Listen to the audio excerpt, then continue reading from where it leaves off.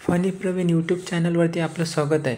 खारघर ते तळोजा जो connect flyover जो ब्रिज बनत आहे त्याची माहिती आपण आज बघणार आहोत. जे तळोजा साईडने आणि खारघरच्या दिशेने जे एक्झिट होणार आहेत, जे खारघरला डीमार्टच्या जवळ निघणार आहेत त्याची माहिती आपण आज बघणार आहोत. बघा, हे पेंदर फाट्याला जो ब्रिज बनत आहे तेथे नवीन एक रेल्वेची पटरी जे ट्रॅक असते ते टाकण्याचं काम एक पूर्ण झालेलं आहे. बघा, समोर आपल्याला दिसत आहे. हे तळोजा ते खारघर जे पेंदर फाट्याला हे रेल्वे क्रॉसिंग आहे. रेल्वे क्रॉसिंगला लागतच एक नवीन पटरी टाकण्याचं काम इथे झालेलं आहे. जे अप्पर डेक असतात जे कनेक्ट होणार आहे ते पूर्ण टाकण्याचं काम पूर्ण झालेलं आहे. म्हणजे आता फक्त जॉईन करण्याचं काम बाकी आहे. ही तळोजा फेज 2च्या दिशेने जाणारा फ्लायओव्हर. आणि हा बघा, NH48 जो नॅशनल हायवे 48 काही दिवसांसाठी जो याला बाजूने रस्ता देण्यात आलेला होता.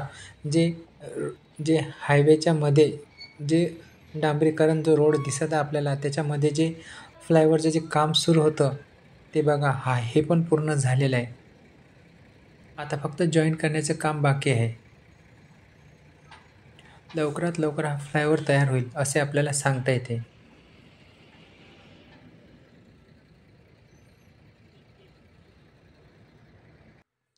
आणि हे खारघरच्या दिशेने जे एक्झिट होणार आहेत, जे तळोजा फेज 2मधून डायरेक्ट खारघरला कनेक्ट होणार आहेत, हे इथेच निघणार आहे. समोर बघा, जे रोडला आजूबाजूला जे भिंती आहेत ते भिंती घालण्याचं काम म्हणजे इथे पूर्ण झालेलं आहे दोन्ही साईडने. आणि या दोन्ही साईडच्या भिंतीच्या मधूनच हा रस्ता जाणार आहे, जेणेकरून हे जे माती आहे जे ते खचू नये.